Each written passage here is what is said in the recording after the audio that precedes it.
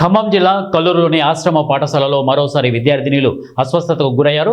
ఉదయం జీరా రైస్ తిన్న 12 మంది విద్యార్థినిలు ఒక్కసారిగా కడుపులో నొప్పి, విరేచనాలతో బాధపడుతూ ఉండడంతో వారిని ప్రభుత్వ ఆసుపత్రికి తరలించి వైద్యం అందించారు. అయితే 15 రోజుల వ్యవధిలో 3 సార్లు 50 మందికి పైగా విద్యార్థినిలు అస్వస్థతకు గురి కావడంతో తల్లిదండ్రులు ఆందోళన వ్యక్తం చేస్తున్నారు. ఈ నెల 5వ తేదీన ఆశ్రమ హాస్టల్లో అల్పాహారం తిన్న 37 మంది విద్యార్థినిలు అస్వస్థతకు గురయ్యారు. తర్వాత రోజు 10 మంది విద్యార్థినిలు అస్వస్థతకు గురయ్యారు. ఈ ఘటనకు సంబంధించి ఐటీడీఏ పీఓ సదరు హాస్టల్ వార్డెన్ను సస్పెండ్ చేశారు. ఘటన జరిగిన 12 రోజులు గడవక ముందే మరోసారి పాఠశాలలోని విద్యార్థులు అస్వస్థతకు గురి కావడం ఆందోళన కలిగిస్తోంది. స్థానిక MLA Ragamayi, additional collector Azad Yadav తదితర ఉన్నతాధికారులు హాస్టల్ను పరిశీలించి సిబ్బందిపై ఆగ్రహం వ్యక్తం చేశారు.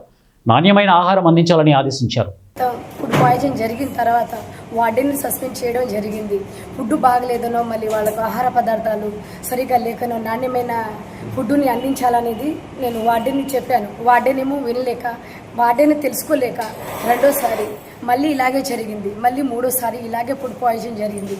ఫుడ్ పాయిజన్ జరగడం వల్ల కొన్ని రోజుల క్రితం 41 మందికి ఫుడ్ పాయిజన్ జరిగింది. రెండోసారి 10 మందికి జరిగింది. ఈరోజు 15 మందికి జరిగింది. ఇందులో కొంతమంది పిల్లలు మెరుగైన ఆరోగ్యం అందించి వాళ్ళని డాక్టర్ షిఫ్ట్ చేశారు. 5గురిని, ఇంకా 10 మంది ఉన్నారు. 10 మందిలో ఇంకొక 5గురిని బాగానే ఉన్న వెంటనే డాక్టర్ గారు పంపించారు. మళ్ళీ 5గురు ఉన్నారు.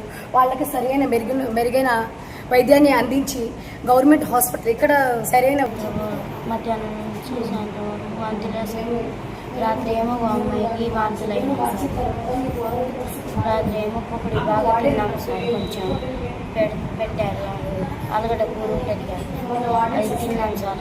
దాంట్లో కలిపి తినేస్తే వాంతులు చాలా వచ్చినాయి సార్. బాగానే